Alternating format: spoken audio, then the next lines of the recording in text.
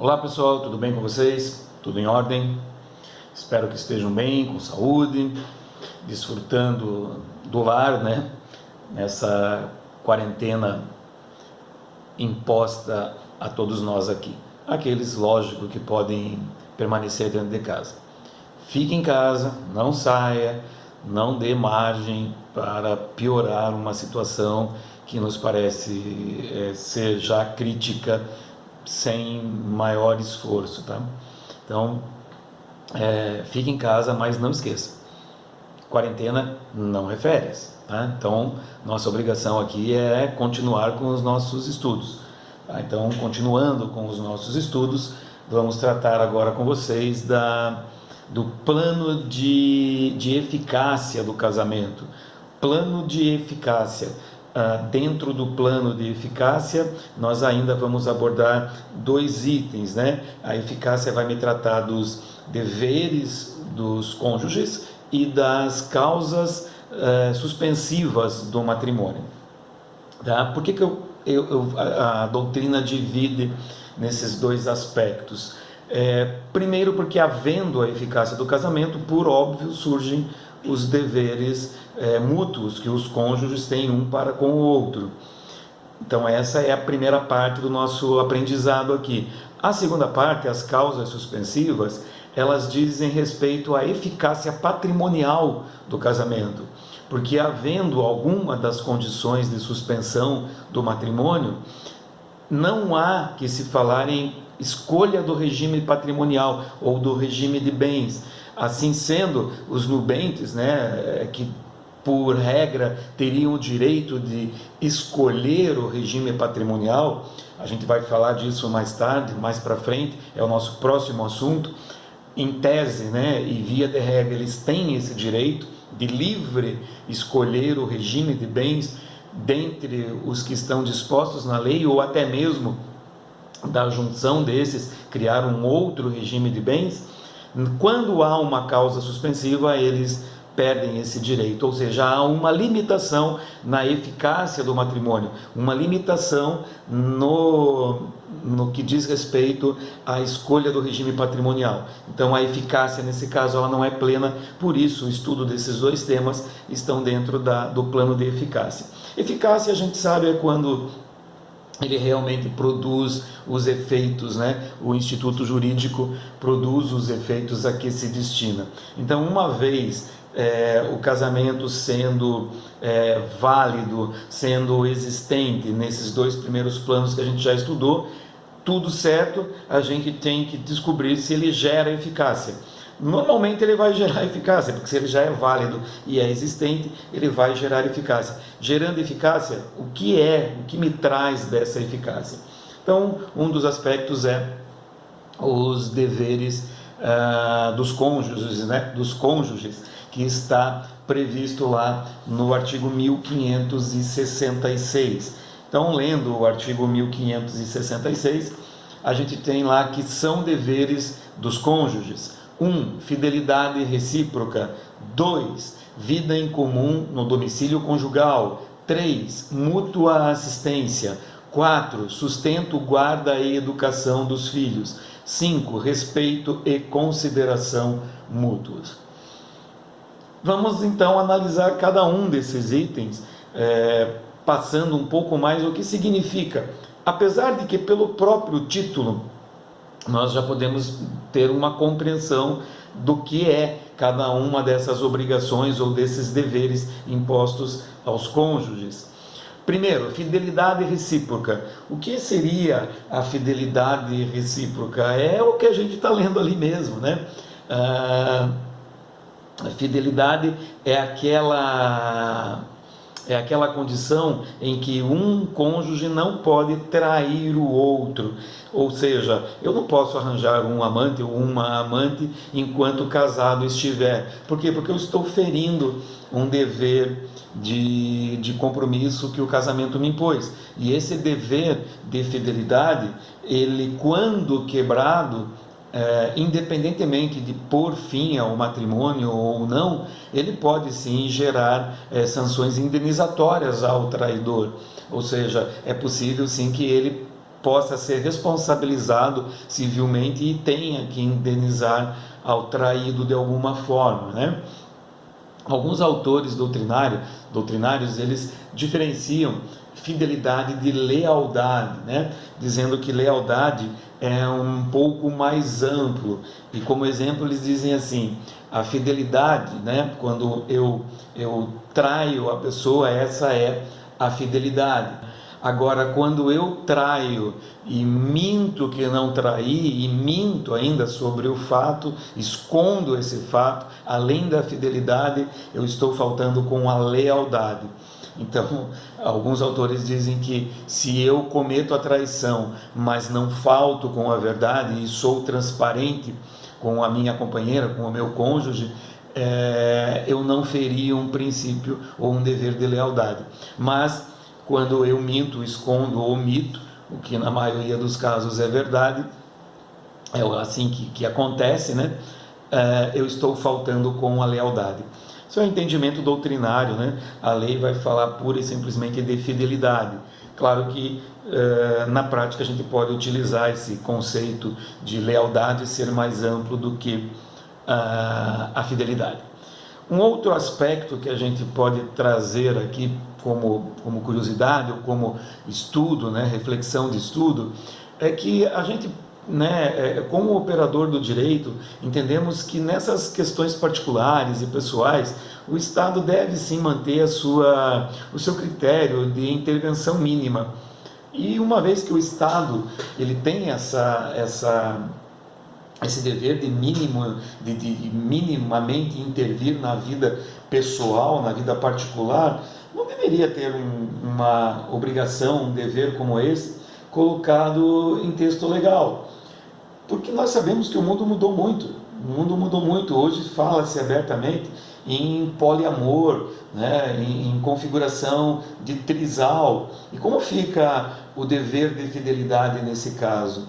Como que isso seria aplicado ou compreendido? Até mesmo o que se chamou anos atrás, e foi até uma espécie de modismo, a tal da relação aberta, né? Onde era permitido ao cônjuge ter relacionamento extraconjugal, ter relacionamentos extraconjugais, mesmo com o conhecimento, né? E com a ciência do seu companheiro ou da sua companheira.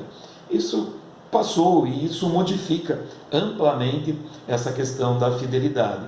Então, nesse aspecto, né, a gente tem que ter um certo cuidado ao tratar com isso, principalmente nos dias de hoje, ok? Inciso 2º, vida em comum no domicílio conjugal, né? Ou como a gente conhece também por coabitação. Morar sobre o mesmo domicílio.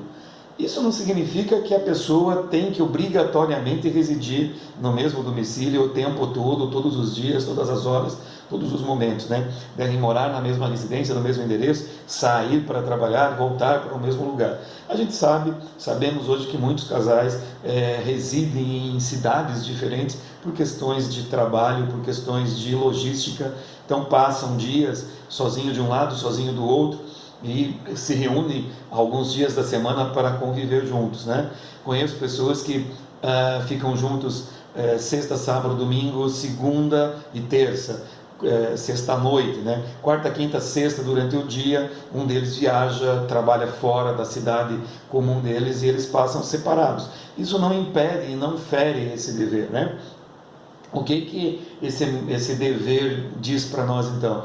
É que é proibido, né, ou fere um dever, o abandono injustificado do lar, o abandono injustificado sem dar nenhuma satisfação. Eu brinco que é aquele cidadão que saiu para comprar cigarro e não voltou mais. Veja, isso não é abandono de lar. Aqui nós não configuramos abandono de lar quando o casal já compreende que não pode mais conviver juntos e um deles deixa o lar, né? Há uma espécie de, a própria lei vai trazer, eu acho que é no 1569, a separação de corpos, né? A possibilidade de separação de corpos. Há essa possibilidade até judicial, sim, mas ela pode ser consensual, né? Eu chego para minha esposa e digo para ela, olha, não há mais condição da gente viver sob o mesmo teto, na mesma casa. Então eu vou sair, né, até que a gente resolva, que a gente pense, que a gente reflita. Então eu estou deixando lá. Isso é uma saída justificada, é uma saída perfeitamente aceitável. Então nesse caso não há a infringência do dever matrimonial, que é a coabitação, ok? Esse é bem tranquilo, bem simples, é isso que acontece, tá? Lembrando também, né, gente, não podemos esquecer que é possível, sim, acabei de falar do afastamento do lar, mas também é justificável em caso de violência, violência física, violência moral, né?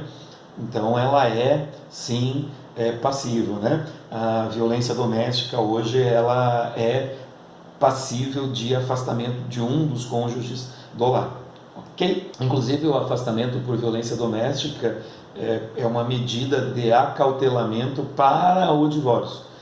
Antes de interpor ou de pedir o divórcio, de solicitar ou de que o divórcio seja realizado, é possível o afastamento, né? Que é pedir que o juiz determine o afastamento daquele que pratica a violência com relação ao outro. Inciso número 3, mútua assistência. Mútua assistência, a primeira impressão que dá para a gente é não, é assistência material, eu tenho que contribuir, mas não é só isso não, a gente tem que lembrar que casamento é plena comunhão de vida, e plena comunhão de vida requer não o amparo material apenas, mas também o amparo espiritual, o amparo moral, a condição de dar o ombro, de oferecer suporte, e que esse suporte seja efetivo, que esse suporte realmente faça com que essa pessoa sinta-se melhor e sinta-se agradável e deseje estar, né, tenha o desejo de estar junto com o seu cônjuge, com o seu companheiro. Até na questão material, né, a gente foge um pouco dessa prática de divisão das despesas domésticas e vai por um marco, e eu falo isso para vocês, falei inclusive brincando, né, mas era muito sério em aulas passadas, ela vai para a questão alimentar, mesmo na constância do casamento, mesmo na harmonia matrimonial, é sim necessário que haja esse cuidado alimentar com o outro. E lembrando que cuidado alimentar não é comida só, né, gente? Vamos pontuar. As pessoas muito fora do ambiente acadêmico, fora do nosso ambiente jurídico, quando falam em alimentos, pensa que o valor dos alimentos é para comprar comida, é para pôr comida à mesa. E alimentos é todas as necessidades mínimas, básicas e possíveis que a pessoa pode ter e necessita, né? Então a prestação de alimentos, a gente dizia antigamente que ela baseava-se num binômio, né? Necessidade e possibilidade. Hoje nós já tratamos de uma maneira um pouco diferente, ela vem abaixo de um trinômio: necessidade, possibilidade, proporcionalidade. A gente sempre tratou dessa forma, mas nunca se falou em trinômio. Eu tenho utilizado na vida prática um tripé, né, onde ela se sustenta. Eu antes dizia assim, necessidade, possibilidade dentro da proporção de cada um. Então, por que não colocar a proporcionalidade como um terceiro item e formamos então um trinômio?